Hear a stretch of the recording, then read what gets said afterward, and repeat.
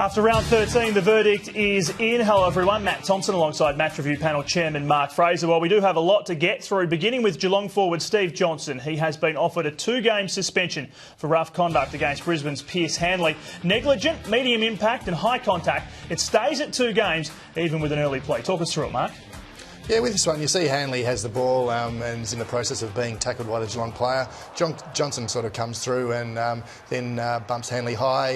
You can see from the vision that there is that high contact. He does elect to bump him. There's no circumstances outside of his control and he could have tackled him. So we believe that that's a negligent medium impact and high contact for rough conduct. It is a pretty clear-cut case. So what about his prior record? Does that come into it here? Oh, it does come into it, and that's why sort of you get the points being what they are, and he has to stay at 2 weeks.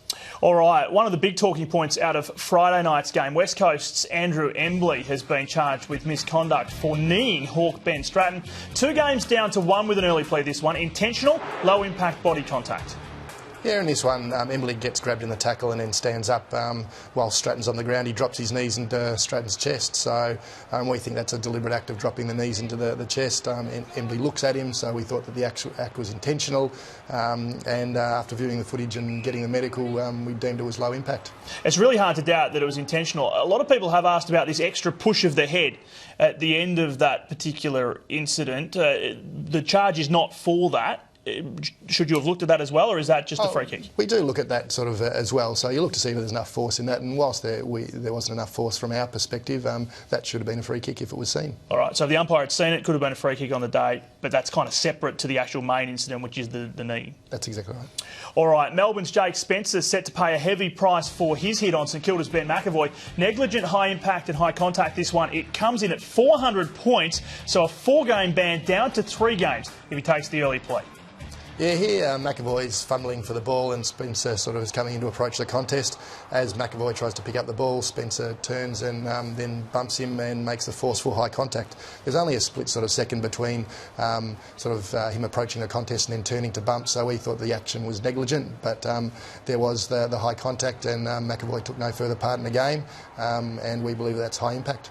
Yeah, I guess the big call was whether or not you called it negligent or called it reckless. If it had been reckless, it could have been a much more serious suspension than even what he's been offered here. Oh yes, it would be a much more serious suspension, but because there was only that split second and he's turned the body at the last minute, we thought it was more negligent. All right, so there wasn't too much debate about that? No, not too much with that. All right, and the other question, I guess, is just to be clear, that the alternatives that he had, he should have really gone for the ball, shouldn't he, in your view? Yeah, and that's the thing, to get out of a high bump, to not be charged for something like that, you either have to have no realistic alternative. So you're going down similar to Luke Hodge last week. He made the high contact, but he was going down for the football. So in this instance, he should have gone down for the football, or circumstances outside of his control, and there was no circumstances outside of his control here.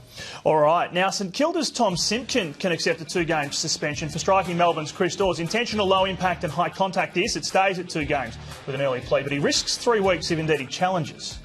Yeah, in this instance, the 2 players are in the goal square, and then Dawes gives a little bit of a push to Simpkin, and then he just hits him in the neck and head area. We think that's an intentional low-impact strike.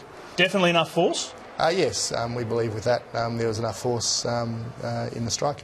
All right, now we have a late addition to today's rundown. An investigation has been conducted and Fremantle's Ryan Crowley has been fined for pinching North's Brent Harvey. We have limited vision to look at here, but what's happened with the investigation? Yeah, it was brought to our attention that there may have been pinching occurring in the game by Crowley on Harvey, and so we investigated that. We contacted both the players, and from that we've decided to charge Crowley with pinching. Yeah, I guess from the vision we could see there that Harvey was indicating he had been pinched. Yep. How do you get to the bottom of a case like this when it's kind of 2 players' words against each other? Well, we go by the balance of probabilities, so with the interview that was conducted, we thought that on the balance of probabilities some pinching had occurred. If Crowley disagrees with that, he can go to tribunal. All right, now it was a really interesting battle between Harvey and Crowley. This was later in the game, I understand, but why was there no charge out of this?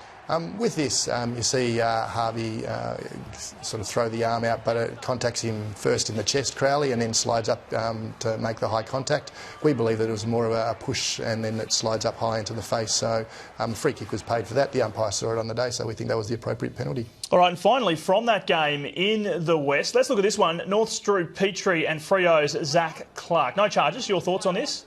Yeah, with this, Clark and Petrie are grappling on the ground. You see Clark has his elbow on Petrie's neck region, and then Petrie just tries to get off him, and in doing so he pushes him in the face region. We thought that didn't warrant a charge. We did receive a medical from Fremantle, and we also had a look at other vision, and we didn't think that there was anything untoward in that.